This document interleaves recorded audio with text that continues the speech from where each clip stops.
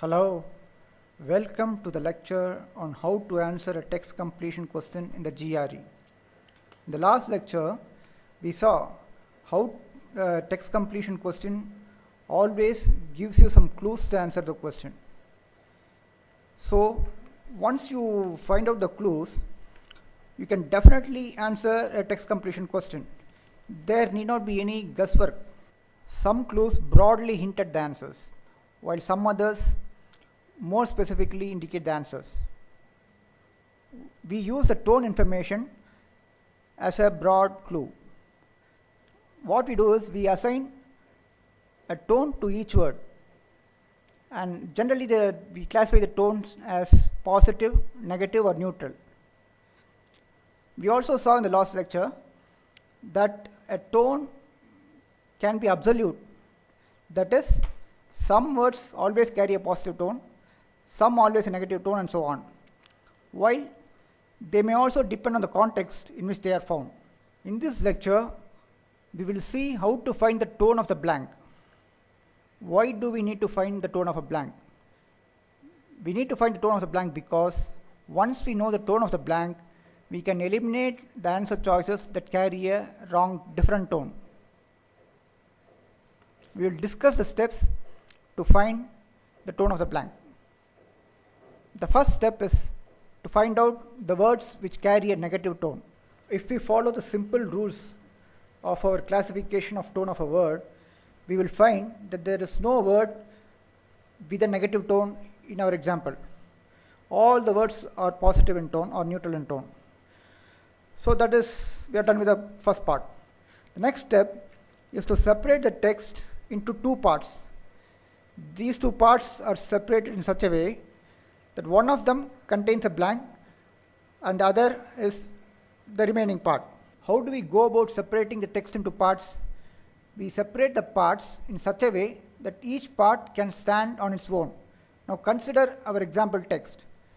We start from the beginning of the text and go up to the word occasionally. It reads as an investigation that is dash can occasionally.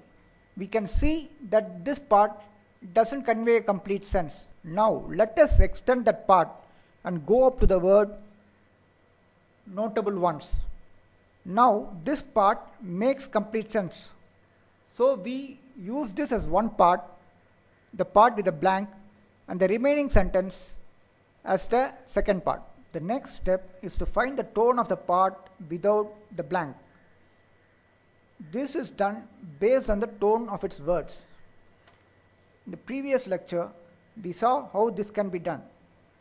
Based on that, we can conclude that the tone of the second part is positive in tone overall. The next step is to find whether there are any words indicating contrast. Usually, these words are at the beginning of each part. In our example, we see that there is the word but at the beginning of the second part. So the second part has a different tone from that of the first part. Since the second part is positive in tone, the first part is negative in tone overall. The next step is to follow what we learned in the previous lecture, that once we know the overall tone and the tones of the words other than the blank, we can find the tone of the blank. Based on these steps, we can conclude that the tone of the blank is negative. Since for this GRE question, the tone of the blank is negative, we can eliminate the answer choices that are not negative in tone.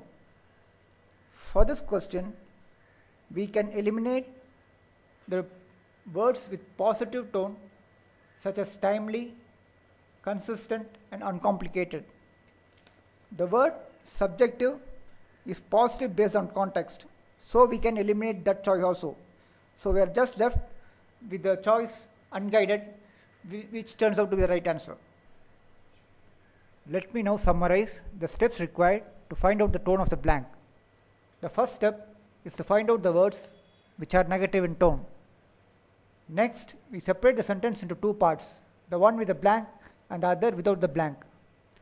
Now, we find the tone of the whole of the second part based on the tones of its words and how they combine. Then see if the first and the second parts are related in a contrasting way based on the existence of words introducing contrast between the two parts, such as but, although, etc. Then, if the parts are contrasting, the part with the blank has an overall tone which is different from the overall tone of the second part, else it is the same tone. The next step is, given the overall tone of the part with the blank and the tones of the words other than the blank, deduce the tone of the blank. And finally, eliminate answer choices which are not the same tone as the tone of the blank. In the next lecture, we will see possible types of one blank text completion questions so that you can apply the concepts to any question that may appear in the GRE.